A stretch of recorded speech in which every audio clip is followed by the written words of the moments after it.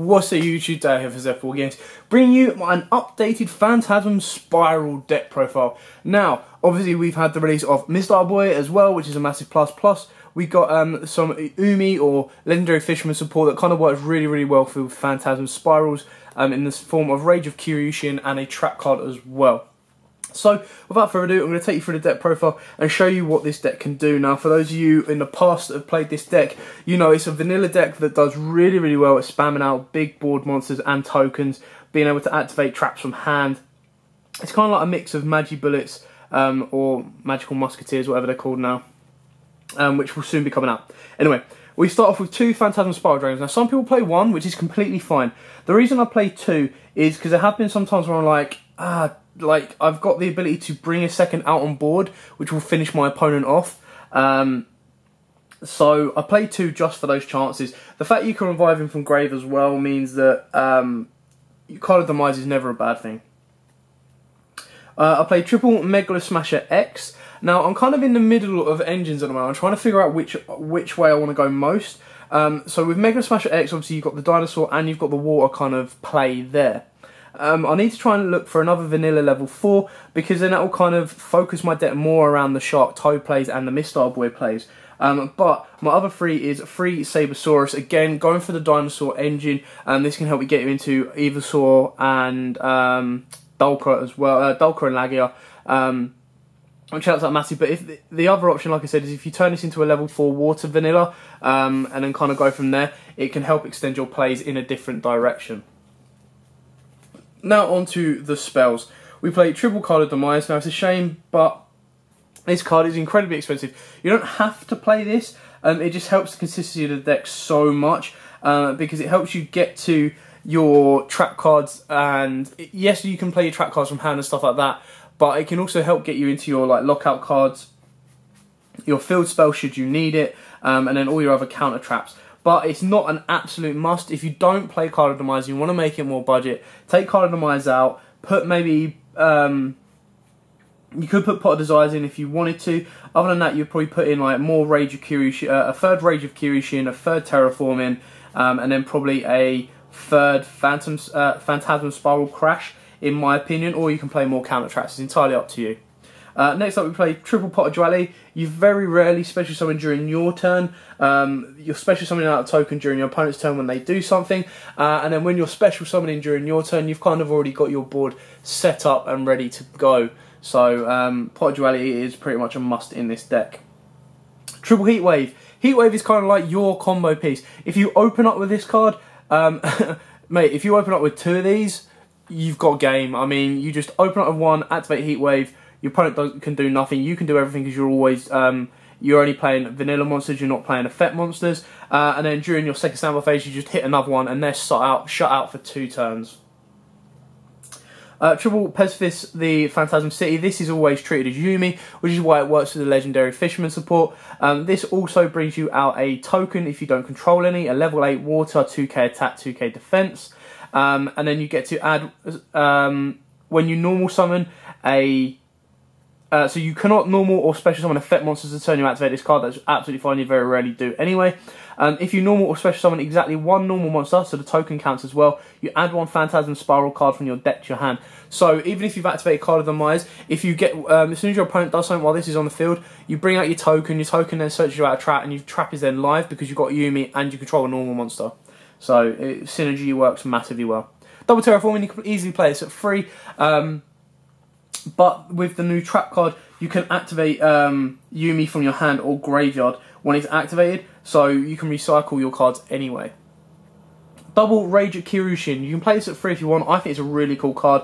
If Yumi is on the field, it's a quick play spell. Target monsters your opponent controls up to the number of water monsters you control whose original level are 5 or higher. So you've got the tokens, and then you've got the Phantasm Dragons themselves. Destroy them, and if you do, the zones they were in cannot be used until the end of the next turn. You can only activate one Rage of Kyushin per turn. So it's really cool. Yes, it targets and destroys, but it's still incredibly powerful. Double Phantasm Spiral Crash. I'm tempted to place it free because this is probably the best one. So you equip to a normal monster, the equipped monster attacks to a position monster, inflict piercing battle damage, and then when the equipped monster inflicts battle damage, you get to special summon a Phantasm Spiral Dragon from your hand, deck or graveyard, and equipped it with this card, then you can change one attack position monster your opponent controls to defense position.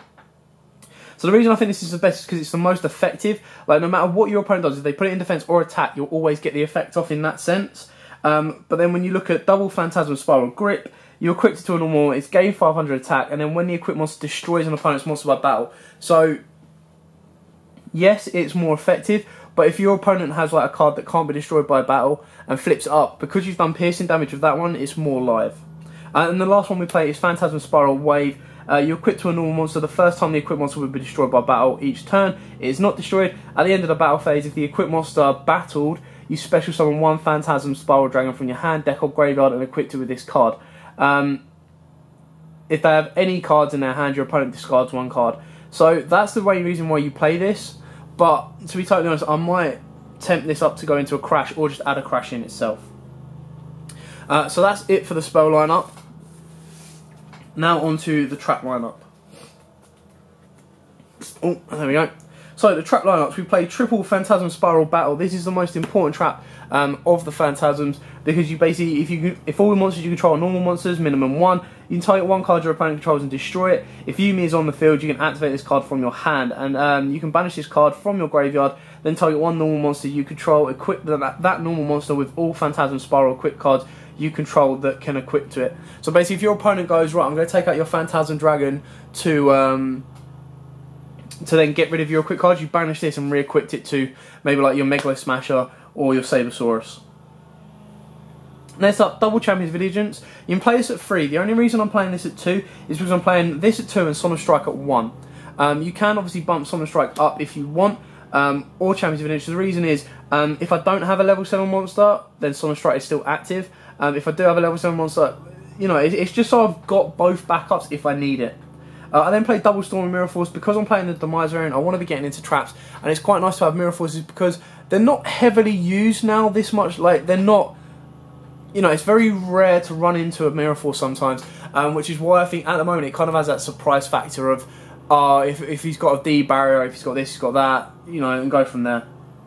Then we play double C Stealth Attack. The reason I'm only playing 2 of this, so when this card is activated, you activate a Yumi from your hand or graveyard, and while Yumi is on the field, this card gains his effect. Once per turn, you banish one water monster you control until the end phase. This turn, face-up spell and trap cards you control cannot be destroyed by your opponent's card effects, even if this card leaves the field.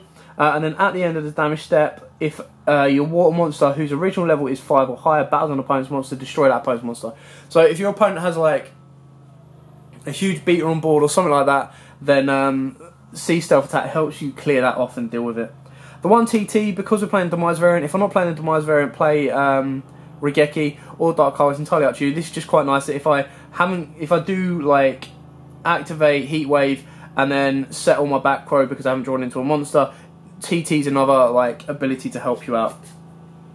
1 Phantasm Spiral Power. This is basically your effect negator in hand. So if all monsters you control are normal, minimum 1, you target 1 effect monster your opponent controls until the end of this turn. It loses 1,000 attack and defense, and it has its effects negated. If Yumi is on the field, you can activate this card from your hand, and then you can banish this card from your graveyard. Target 1 normal monster you control. Equip 1 Phantasm Spiral equipped spell card from your hand or graveyard to that monster. So it helps you recycle your equipped cards. And then we wrap it up with 1 Skill Drain because, like I said, we're mainly vanillas and Skill Drain is an incredibly powerful card to pull off in this game. Now onto the extra deck. We'll start off with our Link monsters. We play 2 Miss Starboy, obviously 2 Water monsters, which is really, really cool. And then it boosts up all your Water monsters, and then when it leaves the field you get to add to your hand, sorry guys, 1 Water monster. And then we play the 1 Proxy Dragon, just so you can add on to that if you want to go more extra deck focused, but like I said, the deck really doesn't need to. Play the 2 Totally Awesomes and the 1 Bahama Shark, because again, if you go into Miss Starboy, then you've got, you do obviously then need to bring back one of your Mega Smashers to make sharp, because it requires 2 level 4 waters, but that's what I'm saying, if you take out the, you can find another level 4 water, you can take that out and kind of focus a bit more around that if you find another vanilla. 1 Lagia and 1 Dolka, because we've got dinosaurs in there. Tornado Dragon, Abyss Dweller, Castel, so standard little bit of a rank 4 toolbox there, and then a little rank 8 toolbox with number 38, Galaxy Eyes Full Armor Photon, Galaxy Eyes Cyber Dragon, and Divine Dragonite Lord Felgrand. So, like I said, the extra deck isn't mainly important, massively important, because you very rarely go into it. But it's just kind of ways to, let's say you've got your Phantasm Wild Dragon on board. If you're playing 2, you can go into Mist-Style Boy, and then if you've already got a water monster on board, like a Megalo Smash or anything like that, with an equip spell, it can bring back the Phantasm Dragon that you've sent to graveyard. So it gives, and then gets all the plus. So you've pretty much got game from that point on, which is why Mist-Style Boy is massively important in the deck. So that is it for the deck profile. It's a very cool, nice little rogue deck. It's a shame I haven't seen enough of it, like battling up zoos, but I'm hoping with the meta open as it is, this will get a lot more play. So I hope this helps. I hope this gives you an idea of a new fun deck to play between now and Spirals. But yeah, don't forget to like, comment, subscribe, share. Until next time, guys, as always, happy dueling. If you like that video, why not check out our other videos available? We've got more deck profiles, pack openings, and of course duels. And don't forget to click on the most important button of all, that subscribe button, right in the bottom left hand corner.